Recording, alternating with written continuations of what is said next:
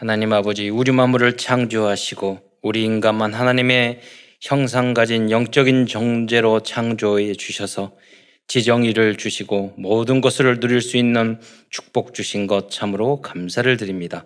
그러나 인간이 어리석어 불신앙하고 불순종하여 사단에게 속아 죄를 짓고 이 땅에 떨어져서 오만 가지 고통을 당하다 지옥에 갈 수밖에 없었는데, 그리스도를 다시 보내주심으로 모든 문제 해결해 주시고 이제 땅끝까지 복음을 증거할 수 있는 특권까지 주신 것 참으로 감사를 드립니다.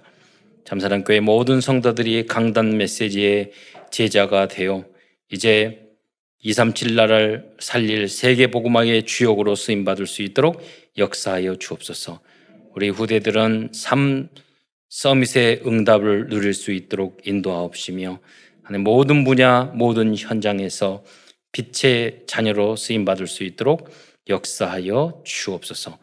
오늘 증거되는 말씀을 통해서 응답과 해답을 받으며 힘을 얻으며 치유를 받으며 하나님이 우리에게 주신 말씀을 듣고 또 미션을 발견하는 축복된 시간이 될 수 있도록 역사하여 주옵소서.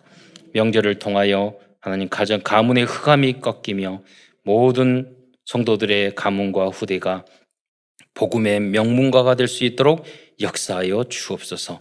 그리하여 이 나라 민족이 세계를 살릴 수 있는 하나님의 선민으로 하나님의 백성으로 쓰임 받을 수 있도록 축복하여 주옵소서. 그리스도의 신 예수님의 이름으로 감사하며 기도드리옵나이다. 오늘은 레위기서를 함께 말씀을 나누고자 합니다. 그 레위기는 율법적인 이야기를 이제 주로 많이 담고 있습니다. 구약 시대에는 그 제사장들만 이렇게 제사를 지낼 수 있었습니다.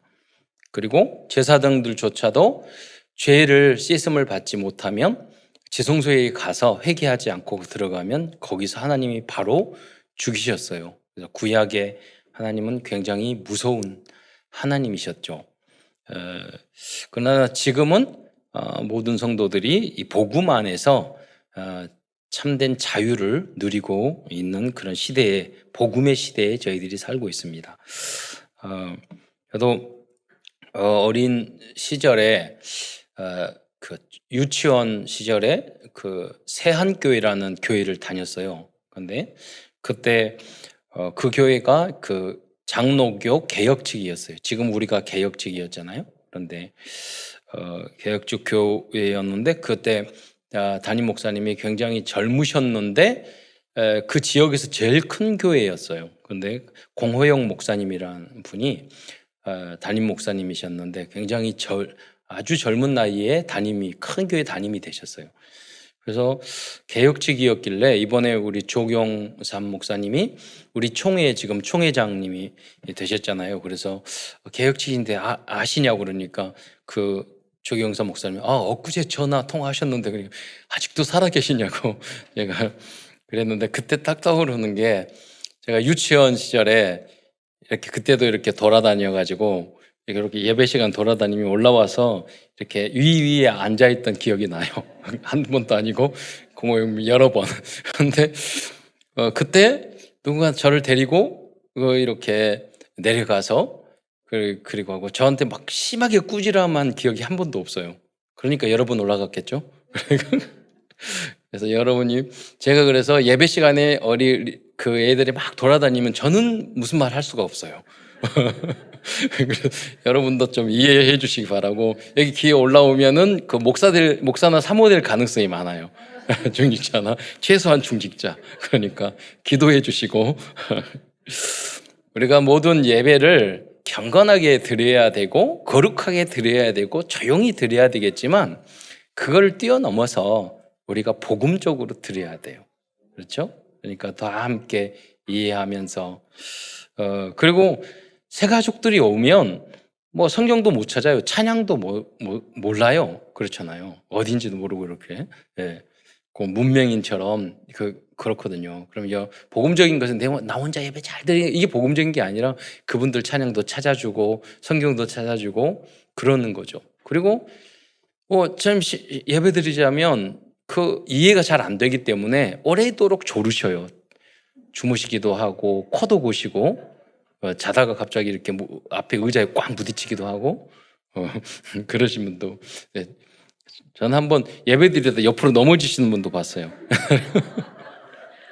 그리고 이제 조시는데 또 성가대에서 졸면은요, 성가대 찬양할 때만 찬양을 하고 그 다음부터는 푹 주무시는데 그러다 보면은 계속 이렇게 보이죠. 근데 복음적으로 기도해 주셔야 돼요. 어려운 거예요. 여러분 말씀 안 들리는데 교회 예배에 앉아가는 게 세상에 가장 힘든 게 뭔지 아세요? 어려운 게 이 눈이 내려가는 거 이거 올리는 게 제일 힘들어요. 그래서 위에서 기도해 주시고 이제 복음 안에서는 우리가 자유를 얻어서 누구나 하나님 앞에 예배드리고 그래서 정말로 우리가 신령과 진정을 다해서 감사를 해서 예배를 드려야 되는 거예요. 그래서 과거에 보면 그 미국 영화에 보니까 그 있잖아요. 아이들을 옷을 너무 이쁘게 입혀가지고요. 양복 딱 입혀서 여성분들은 모자도 이렇게 큰 거 쓰고 그래서 걱정하고 뒤에 계신 분은 앞에 안 보일 것 같은데 보면은 다 그 주일날 예배드리고 그 뭐냐면 청교도들이요 주일날은 최고로 좋은 옷을 입고 그 어렸을 때부터 그걸 가르치는 거야 아이들에게. 너희가 하나님 앞에 나갈 때는 이런 모습으로 나가는 거다. 예. 물론 여러분 형편이 안 되는 분들은 깔끔하게 하고 오시면 되겠지만 그러나 가능하면 여러분이 주일날 올 때는 그 주일날도 입을 옷을 준비해가지고 그렇게 하면 좋을 것 같아요. 교회도 마찬가지예요. 복음적인 교회는 우리가 반 지하에 드릴 수도 있고 칸타콤 같이 동굴 속에서 예배 드릴 수도 있어요. 그러나 21세기 이렇게 자본주의가 하고 이렇게 민주적이고 그럴 때는요 우리의 성전이나 예배당을 최고로 멋지게 지어야 돼요. 뭐든지 최고로 만들어야 돼요. 그런 마음으로 가셨을 때 하나님은 여러분에게 복을 주세요. 유광수 목사님이 그 미국에 있는 뉴욕에 있는 그 회당을 유대인 회당에 갔더니 대리석이나 건물이 최고로 비싸게 해놨대요. 그러니까 그 만드는 과정부터 건축하는 중직자들이 최고의 수준급인 거예요. 아름다운 성전을 짓기 위해서 최고의 기술력을 발휘하는 거예요. 그러니까 성막이라는 성막이 평당 가격이 제일 비싸다고 어느 책에 나와요. 제가 읽은 적이 있거든요. 그 성막이 최고의 가죽으로 만들었어요. 가죽 중에서 최고로 좋은. 그 기술이 발전돼서 유대인들은 최고의 명품을 만드는 기술자가 됐다. 제가 말했잖아요. 지금 이스라엘 여러분 가보시면 그 전 세계의 다이아몬드라든가 이런 금은 세공에 특히 다이아몬드의 80~90%가 이스라엘에서 가공이 돼요. 왜냐하면 최고의 제사장의 예복도요 12개의 보석으로 꾸몄어요. 최고로 꾸민 거예요.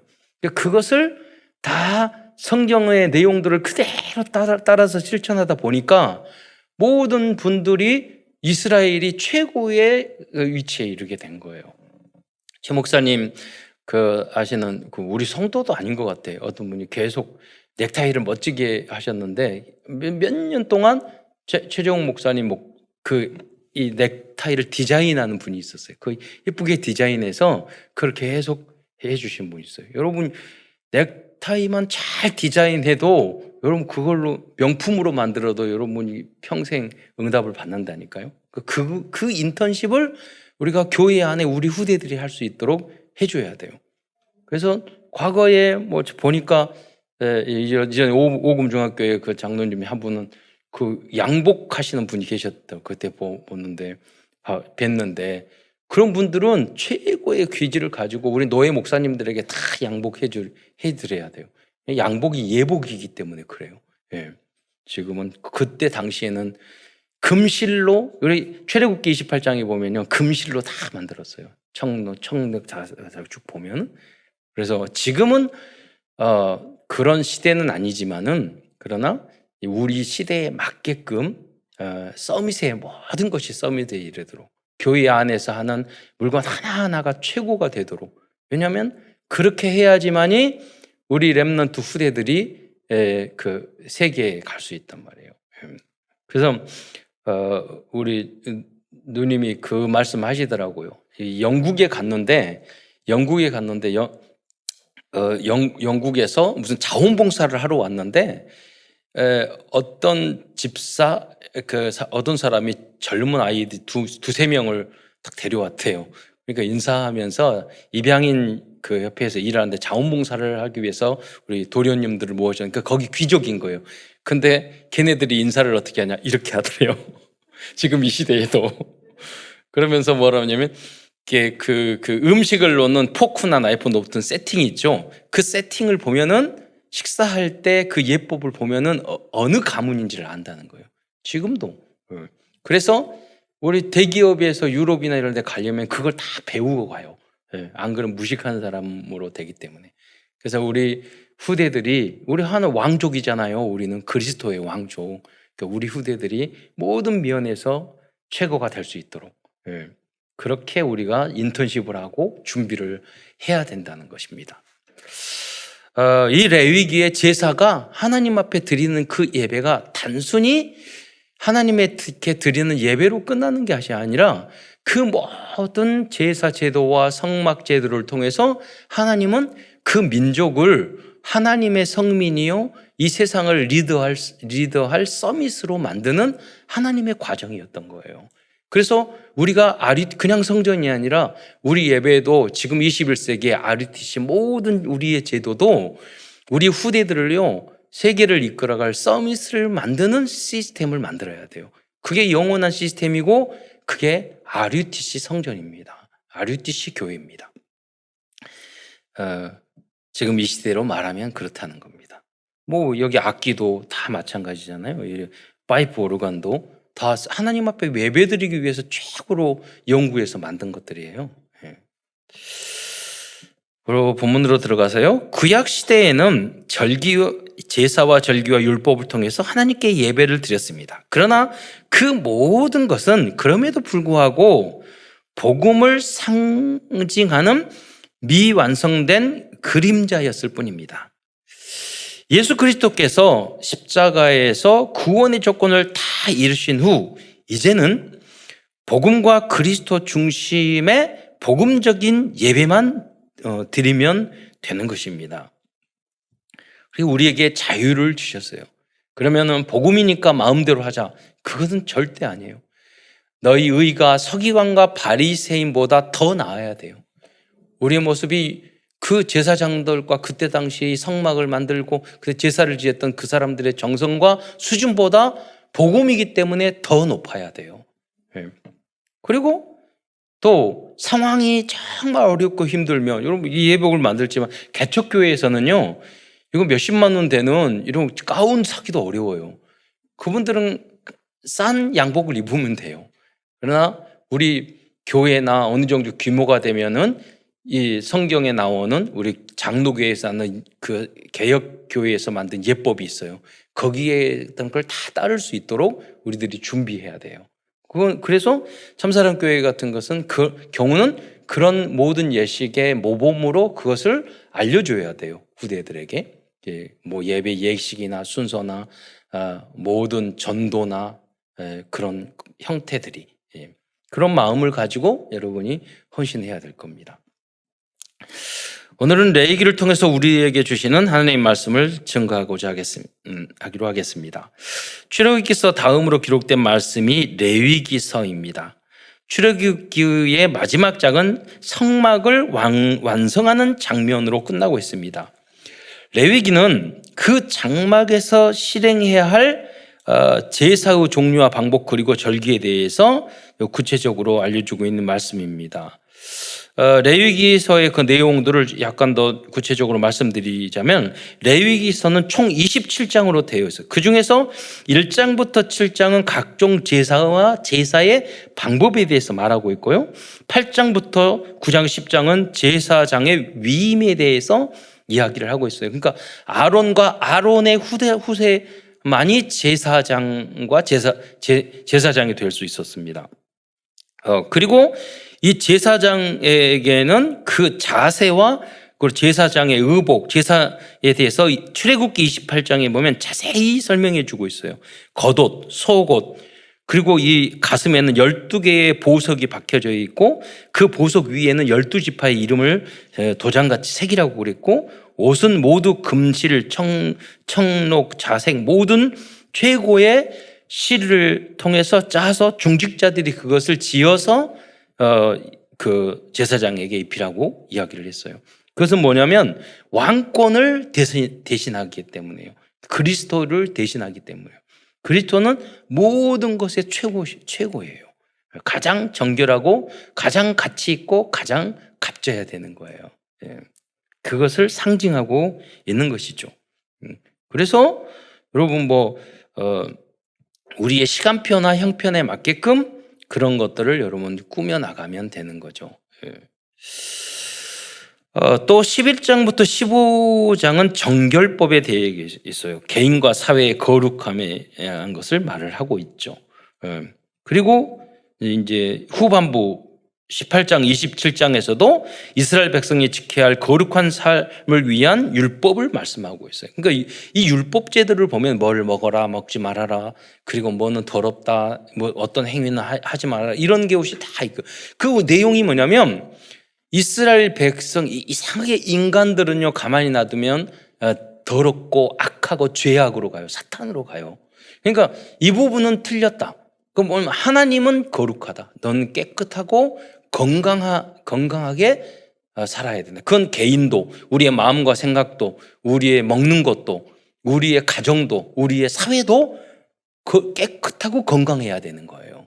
왜? 하나님이 거룩하시게. 그 거룩이라는 뜻은 성결이라는 뜻이고, 성결이라는 것은 깨끗하다는 뜻이고 구별됐다는 뜻이에요. 하나님의 성도라는 게 바로 구별된, 거룩하게 구별된 물이라는 뜻이에요. 여러분, 그래서 세상에서 구별이 돼야 돼요. 여러분이 그런 분이요. 그럼 세상하고는 달라야 돼요. 지난번 고린도에서 말했죠. 그러면 세상하고 불신자가 다 끊고 살아. 그건 아니에요. 왜냐하면 그들을 구해내야 되기 때문에. 그러나 여러분이 세상 사람을 건져내야지 우리 후대들이 여러분들이 세상에 오염되면 안 된다는 거예요. 왜? 하나님은 깨끗하기 때문에, 거룩하기 때문에. 그게 우리 목표예요. 그런데 이스라엘 민족이 이렇게 하면 돼, 안 돼, 말을 하는데 그 말이 있잖아요. 하지 말라는 것은 다 재밌다고. 그렇잖아요. 몸에 안 좋은 건 다 맛있어. 그리고 맛있는 것은 0칼로리야. 그렇게 해서 우리의 참 몸이나 생각과 마음에 안 좋은 것들을 우리는 자꾸 하거든요. 그게 죄거든요. 그래서 그대로 놔두면 하나님 받아들일 수 없기 때문에 그 죄를 대속할 제물이 필요했던 거예요. 그게 바로 제사예요. 그래서 오늘 본문에 읽어보면 제주가 이 송아지나 양과 염소를 가져와서 그 머리에 손을 얹잖아요. 그건 뭐냐면 우리의 죄가 이 양과 염소에게 그 대신 양에게 전가되었다. 소에게 전가됐다는 거예요. 그럼 그 양과 소는 누구를 상징하죠? 십자가에 달려 돌아가신 예수 그리스도를 상징한 거예요. 그래서 그 양과 염소가 우리 그 제주 대신 그 이스라엘 백성 대신 죽은 거잖아요. 그건 예수님이 우리의 죄를 대신해서 대가를 치르신 거예요. 여러분, 은혜라는데 거저가 어디 있어요? 거저가. 세상에 그게 거저하는 게 좋은 건가요? 그렇지 않아요. 거저라는 건 세상에 하나도 없어요. 누군가가 내가 편하고 내가 편하고 즐겁고 한다는 누군가를 피와 땀과 시간과 대가를 치른 거예요. 그렇잖아요. 명절 때 여러분 거저 뭐를 먹습니까? 그게 거저가 누가 줬다고 거저가 아니에요. 선물을 받았다 거저가 아니에요. 누군가가 노력하고 땀을 흘리고 헌신하고 씨를 뿌리고 가꾸고 누군가 음식을 만들고 해서 여러분 은혜를 받은 거예요. 그러니까 여러분이 받은 사람의 입장에는 거저지만 그것이 이루어지기까지는 많은 그 희생이 따른 거죠.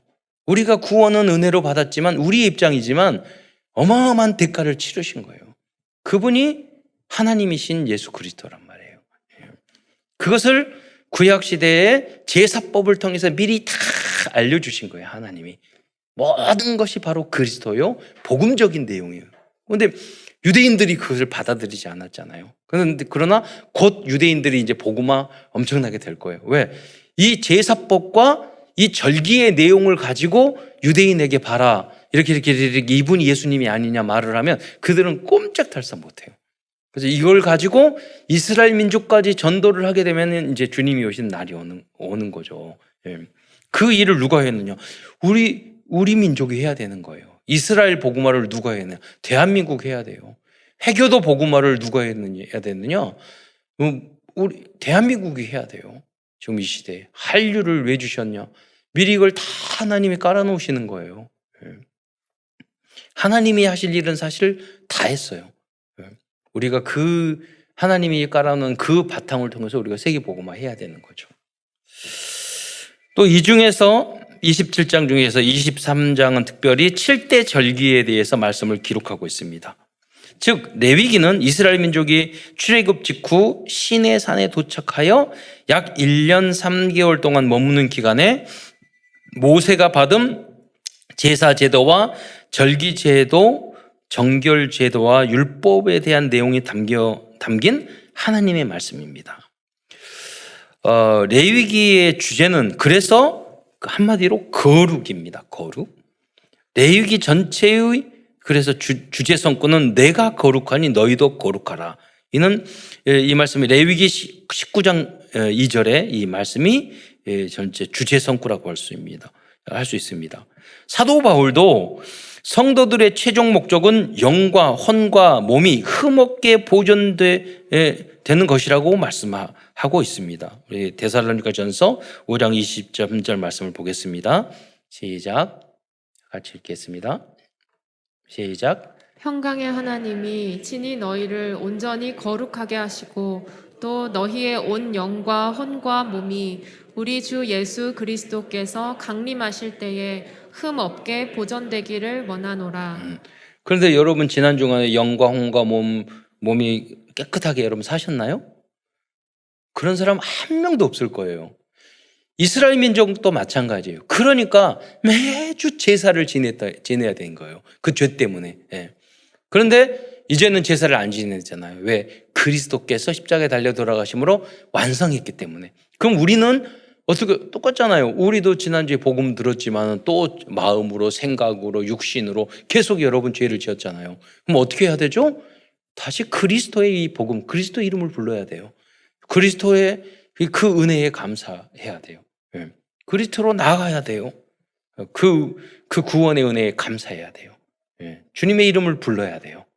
하나님, 주님, 저는 죄인입니다. 저는 안 돼요. 저는 그래서 그리스도가 필요합니다.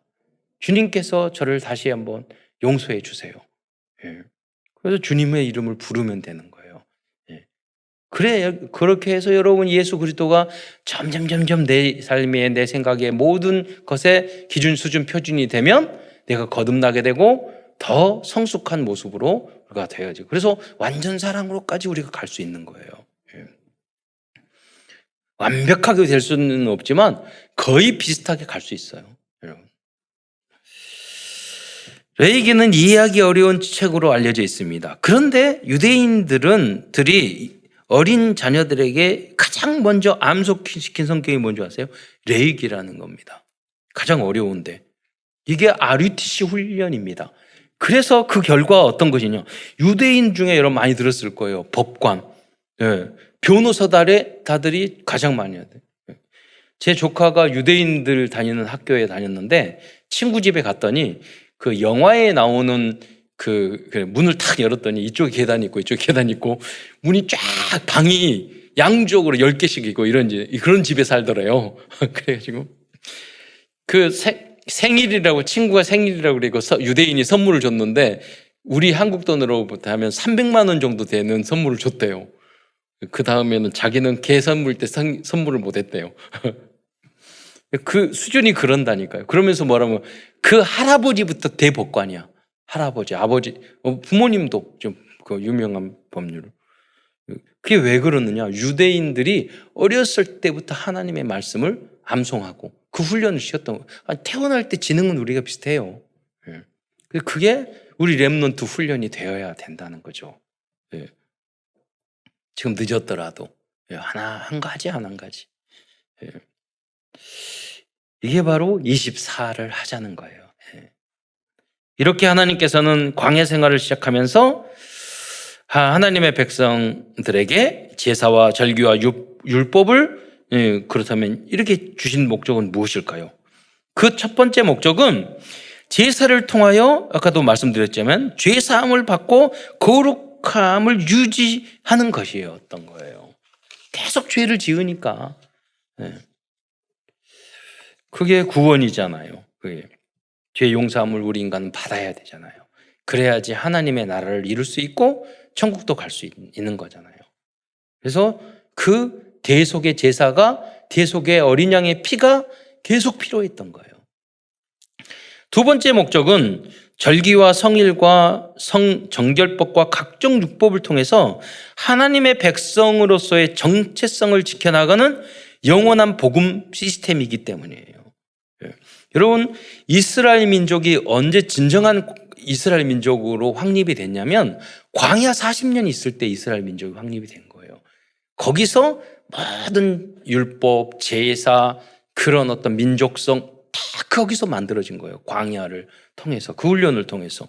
거기서 하나님 주시는 게 제사, 절기, 율법들이었다는 겁니다. 오늘날에는 그리스도인으로서의 정체성을 보여주는 가장 중요한 것이 주일 예배와 여러분 교회의 헌금과 헌신이에요. 어떤 친구가 그런 말을 하더라고요.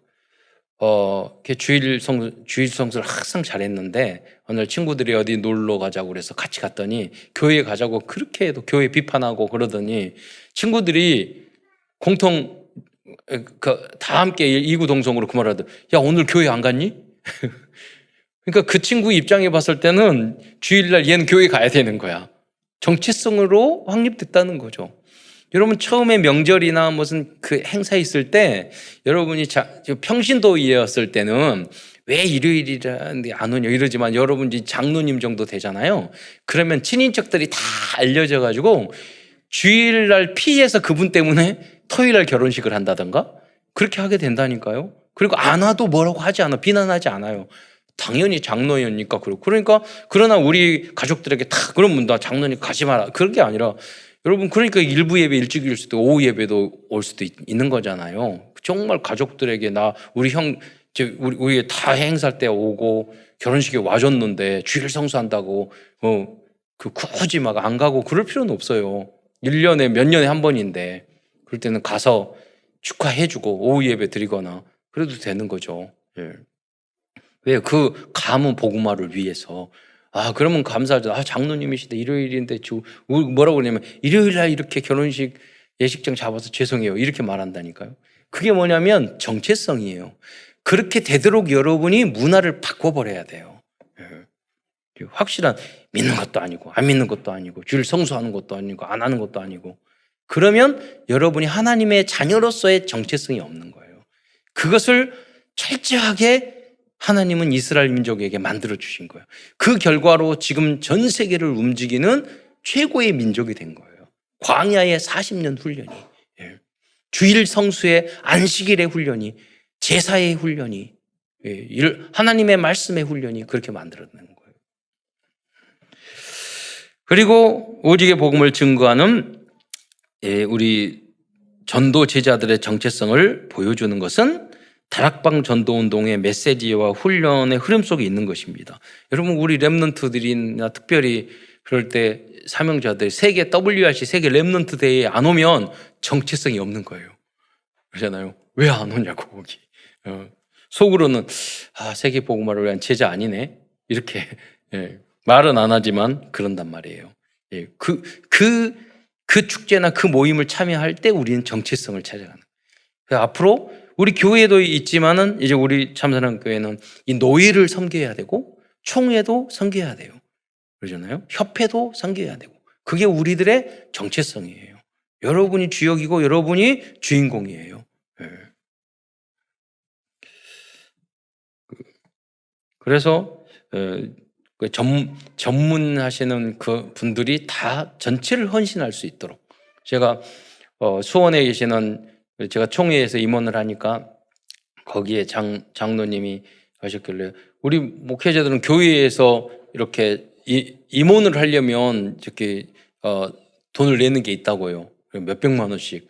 그냥 장로님들도 마찬가지고 장로님들은 개인 돈 내고 임원을 해야 돼요. 그런데 그분한테 이거 돈도 많이 들고 시간도 없으실 텐데 어떻게 여기 오셨어요? 그러니까 목사님이 말하시면 다 순종하기로 했습니다. 예. 이유 없잖아요. 그러니까 총회에도 일을 하고 그런 마음으로 여러분이 준비하고 있어야 돼요. 그래서 전체를 위한 헌신을 해야 되는 거죠. 예. 그래서 오늘 큰 첫 번째에서는 먼저 레위기를 통해 하나님께서 명령하신 이스라엘 백성 민족의 영적 시스템이었던 먼저 제사와 절기 제도에 대해서 잠시 알아보도록 하겠습니다. 그러니까 여러분 이 예배는 왜 이렇게 드리고 어떻게 드리고 이 모든 내용이요. 지금 우리가 드리는 예배의 형식이나 내용들을 어디서 그 성경적인 근거를 찾을 수 있냐면 모두 다 구약의 제사 제도에서 절기 제도에서 그 뿌리나 내용을 다 찾을 수가 있어요. 예. 왜 이렇게 예배 드리고 왜 이렇게 말씀 전하고 왜 이렇게 합니까? 예. 그게 뭐냐면 구약에 다 있다니까요. 그게. 그래서 구약 성경을 잘 알아야 돼요. 오늘 우리가 예배를 잘 이해하려면. 자, 제사의 종류는 5가지가 있습니다.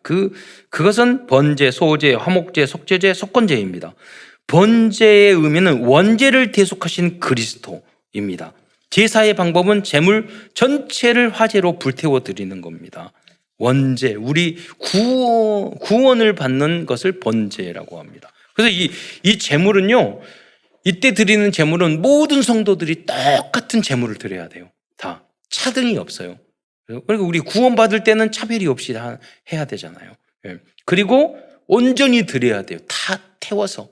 그러니까 우리의 복음 구원받는 것은 우리가 정말로 온전한 마음으로 하나님 앞에 우리의 삶 전체를 드릴 때 우리가 이제부터 하나님의 자녀로서의 정체성과 그 하나님 자녀로서의 그 시작이 출발이 되는 거예요. 그게 진정한 그 모습이죠.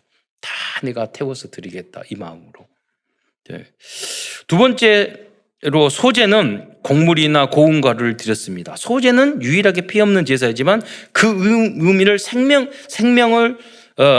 그 의미는 생명을 주신 그리스도께 감사하는 의미를 담고 있어요. 그러면 우리가 밥을 먹을 때 항상 고기만 먹지 않잖아요.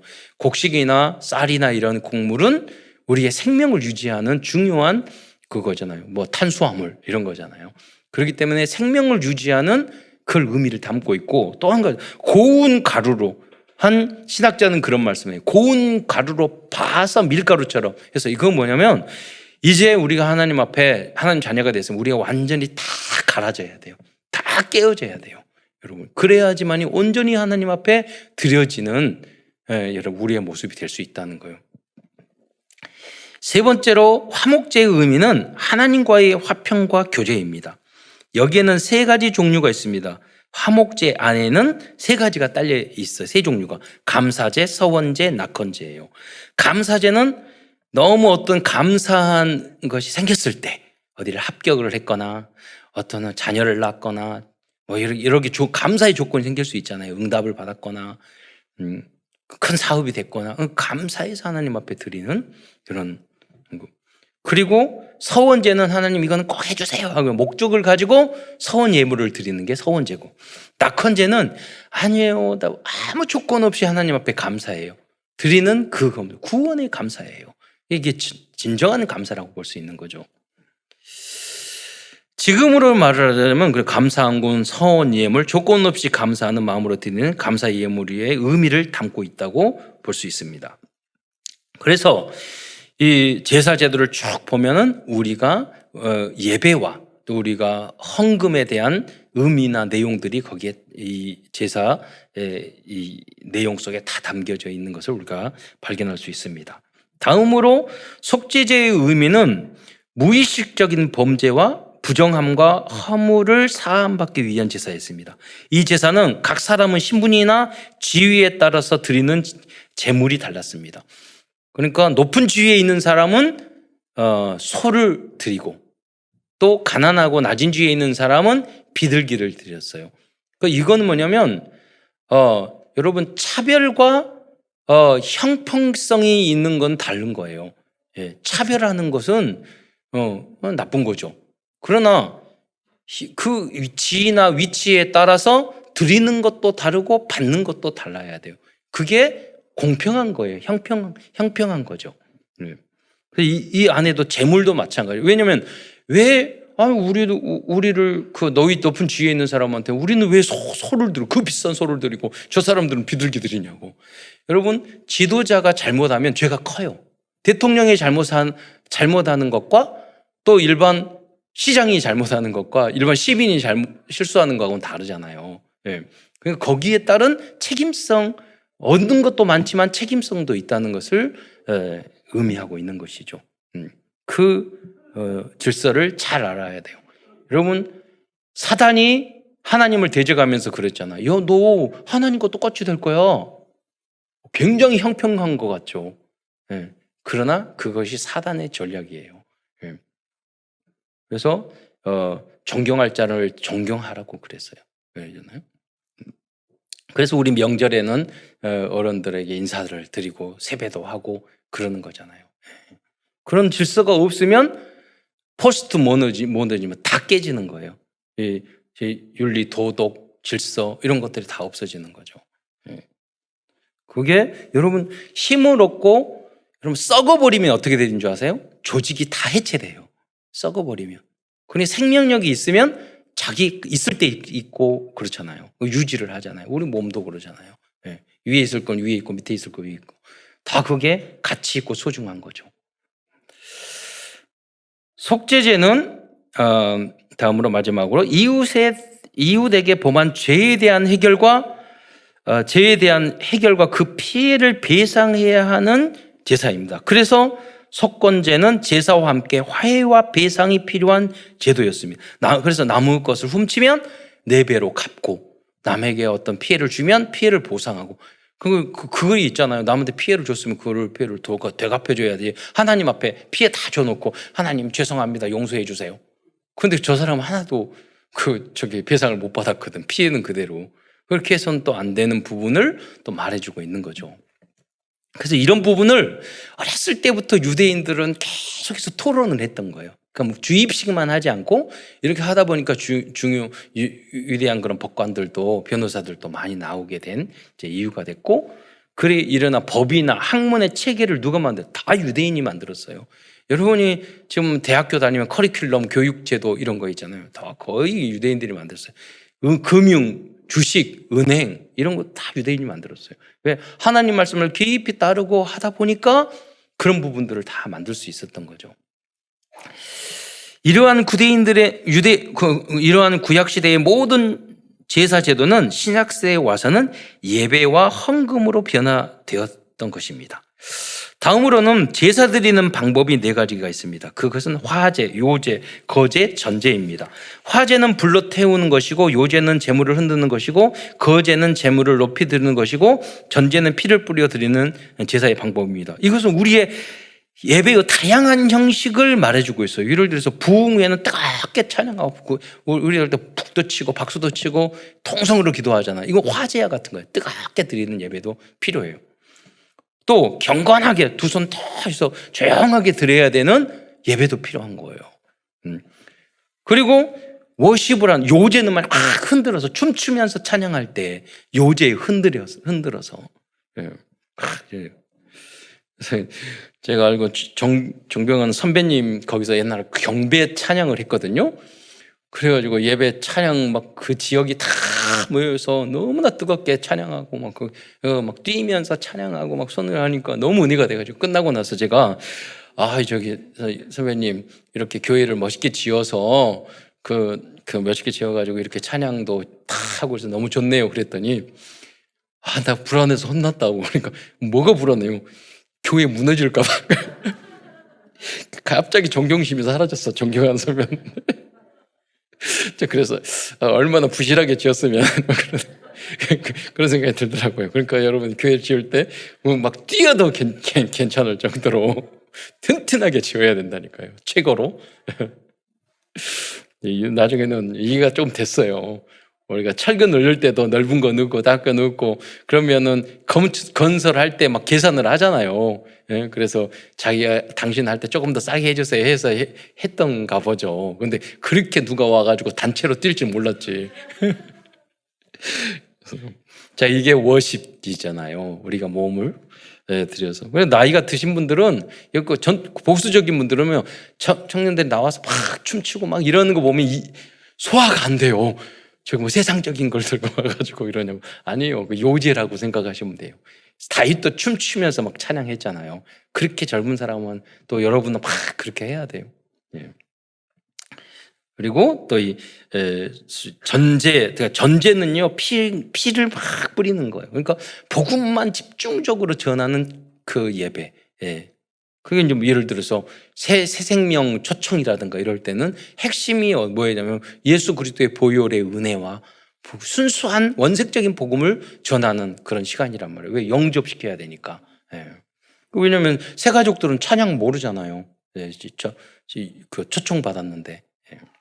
그런 것입니다. 그래서 구약 시대는 지금 우리가 드리는 다양한 모든 요소를 이미 주님께서는 다 담고 알려주었던 겁니다.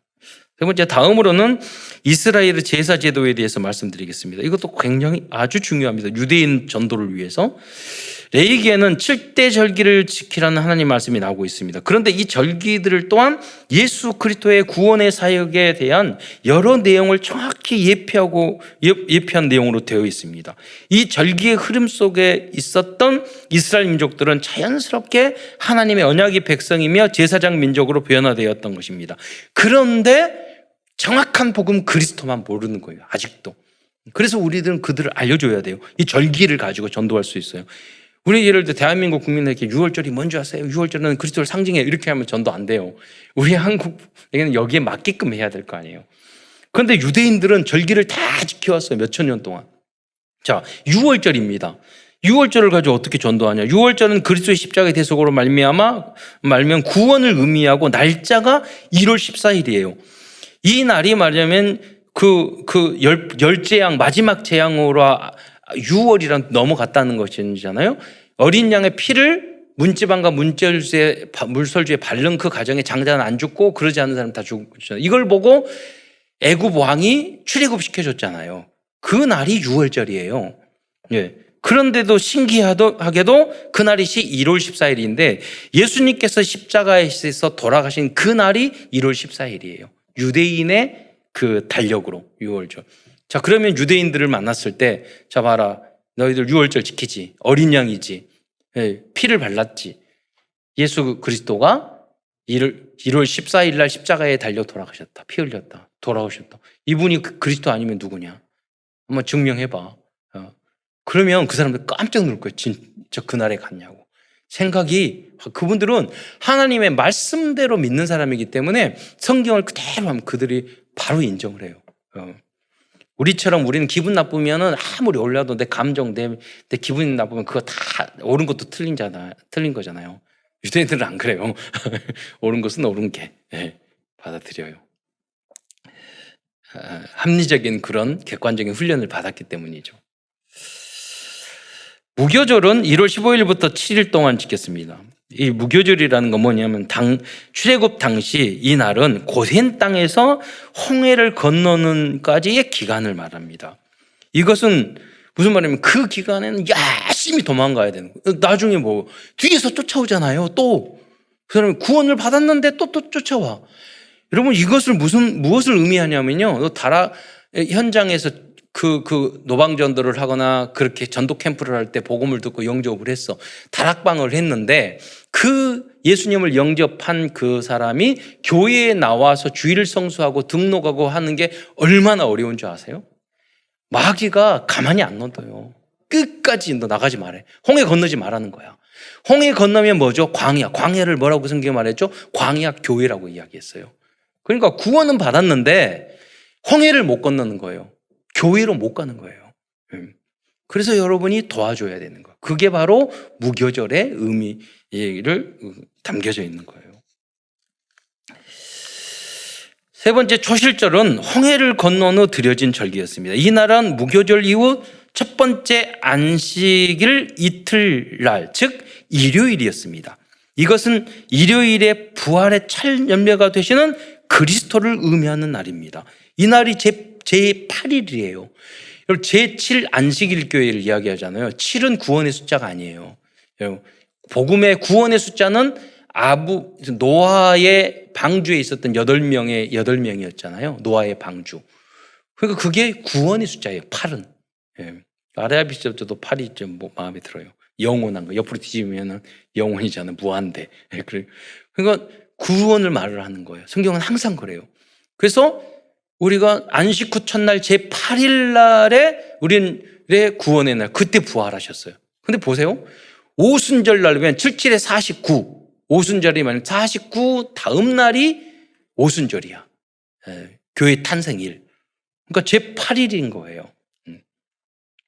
그러니까 성경을 정확하게 안 맞아. 이단들은 보면은요, 성경과 안 맞는 행동을 어거지로 하는데, 우리는 어거지 안 피워도 가만히 연구해 보면요, 이 복음과 우리가 딱딱 맞아 떨어지는 거예요. 그게 은혜죠. 다음에 아까 말한 오순절입니다. 오순절은 초실절 이후 50일째 되는 날입니다. 즉 이날은 홍해를 건넌 지 50일째 되는 날이고, 이 오순절 날에는 모세가 10계명을 받은 날이에요. 이 신약 시대에 보면은 이 오순절은 마가 다락방에서 보혜사 성령께서 강림한 날이고, 그 날이 교회의 생일이에요. 이것을 유대인들에게 오순절에 무슨 날이냐? 성령이 맺고 그리스도의 교회가 탄생한 날이다. 그러면 그들이 깜짝 놀랄 거예요. 이게 아니냐? 한두 가지가 맞는 게 아니잖아요.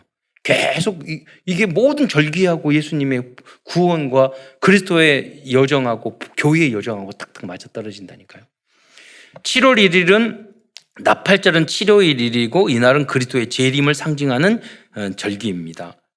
더 설명할 수 있지만 시간이 없어서 이거는 넘어가기로 하고요. 다음은 대속죄일입니다. 대속죄일은 7월 10일이었습니다. 이날은 모든 백성들의 속죄를 위한 절기입니다. 즉 이날은 한 사람도 빠짐없이 구원을 받기 위한 전도 캠프의 날이라고 할 수 있습니다.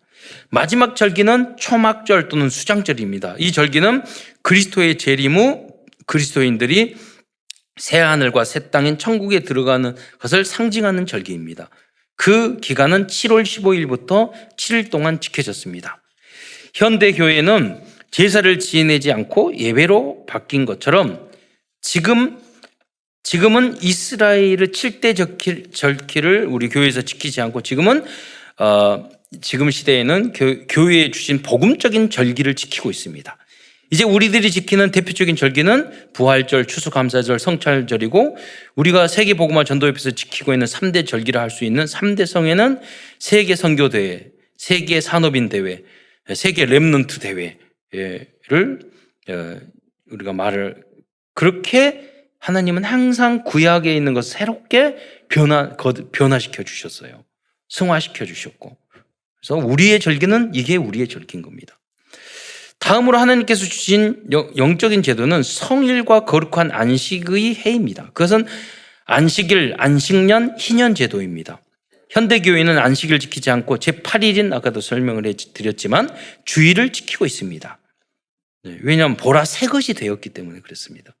그런데 가장 잘 안 지키는 절기가 있다면 안식년과 희년 제도인 것 같습니다. 그런데 이런 부분도 다 복음적으로 필요해요. 제가 러시아에 있는 우리 동기에게 우리 한국 나오면 한번 들리라고 했더니 그 동기가 마침 올해가 안식년이어서 4월인가 나오면 들리겠다. 그러면 우리 교단만 전도협회에서만 선교사님이 매년 나오죠.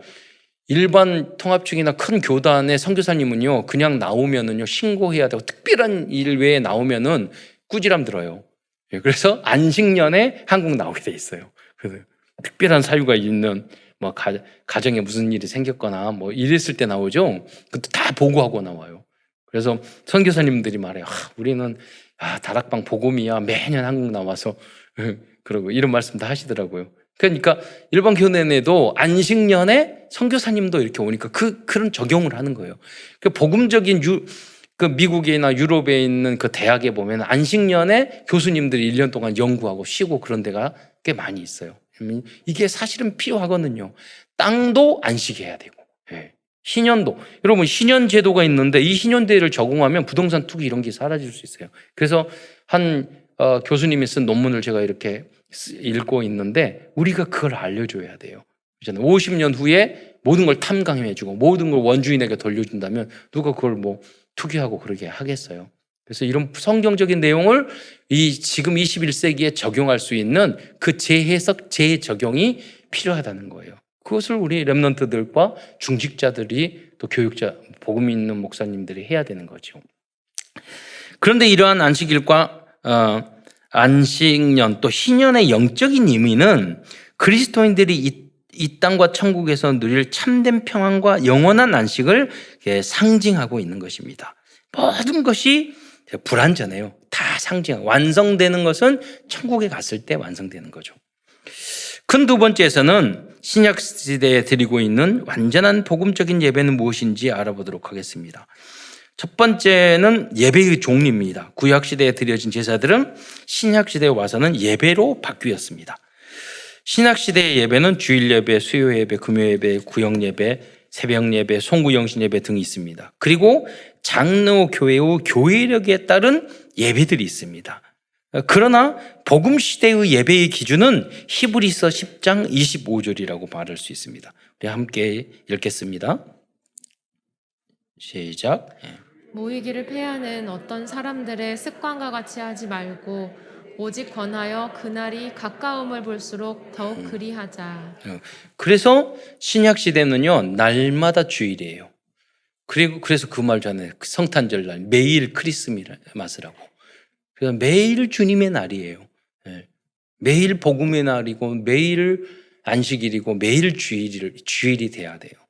매일 모이는 복음을 위해서 날마다 초대교인들이 모였잖아요. 복음의 날이 돼야 돼요.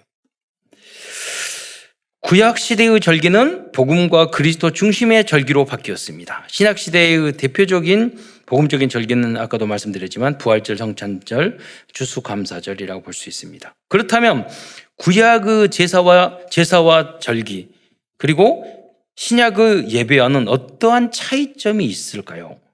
첫째로 구약 시대의 제사는 꼭 성막이나 성전에 가서 희생제사를 드려야 했습니다. 그러나 신약 시대에는 장소에 구애받지 않고 어디서든지 드릴 수 있게 되었습니다. 그래서 수가성 여인에게도 말했잖아요. 예루살렘에 가서 다니고 어디든지 신령과 진정으로 드리면 된다고. 구약 시대에는 두 번째로 양과 염소 등으로 제물을 드려야 했습니다. 그러나 신약 시대에는 십자가에서 대속의 역사를 완성하신 그리스도의 이름으로 예배를 드리면 되게 되었습니다. 또 다른 세 번째 특징은 신약 시대에는 모든 성도들이 제사장의 역할을 할 수 있게 되었다는 것입니다. 구약 시대에는 제사장 외에는 제사를 드릴 수 없었습니다. 그러나 이제 신약 시대에는 평신도들도 교회의 위임을 받아서 직접 말씀 인도도 할 수 있게 되었습니다. 여러분 성도라고 그래서 그냥 막 말씀 인도하면 안 돼요. 교회의 지도와 보고를 반드시 해야 되는 겁니다. 여러분 담임 목사도 마찬가지예요. 노예와 총회에서 허락을 해줘야지 담임 목사가 될 수 있어요. 그리고 위임식을 하게 돼서 위임했을 때 더 위임을 많이 받게 되는 거예요. 그래서 위임 목사가 되는 거예요. 여러분 세례 또 여러분 구역장 권찰, 전도인 다 뽑아서 하는 것도 뭐냐면 교회의 질서에 따라서 여러분이 하는 거지 알아서 내 마음대로 하는 게 아니에요. 그게 더 복음적인 거죠. 그래서 구역 예배와 다락방 미션홈 지교회에서 성도들은 교회의 허락을 받아 말씀을 인도할 수 있게 된 것입니다.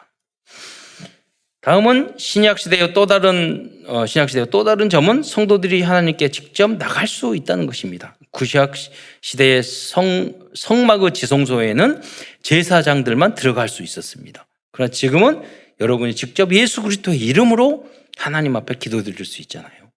그걸 의미하는 것입니다. 네 번째로, 그렇다면 완전한 복음 예배를 드리는 의미는 무엇일까요? 첫 번째로, 완전 복음 예배는 그리스도의 은혜로 모든 죄를 속죄하는 시간이라는 것입니다. 그래서 이제는 다시 이 예배를 드리면 다시 한번 우리를 깨끗게 하고 거룩하게 구별되어지는 그런 시간인 것입니다. 우리가 영혼은 구원 받았잖아요.